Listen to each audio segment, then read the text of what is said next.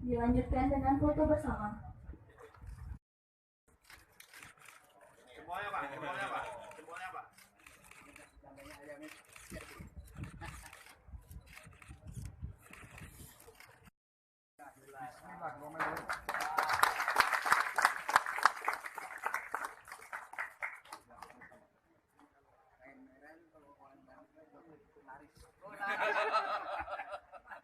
Foto bersama di bawah.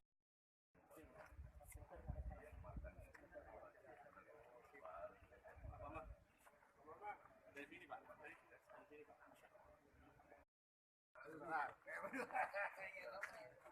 Ya Pak, dalam hitungan 3 Pak. 1, 2, 3. Bismillahirrahmanirrahim. Bunganya Pak.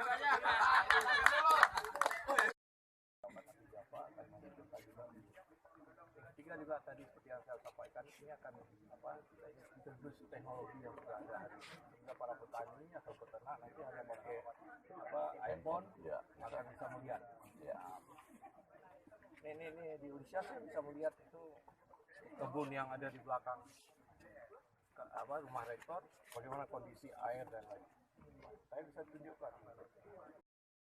Jadi tadi pagi kita peresmian hatchery di Desa Selimung, kemudian tadi pagi juga kita ada penandatanganan PKS dengan BNN dan Kabupaten Biren mengenai penanaman jagung.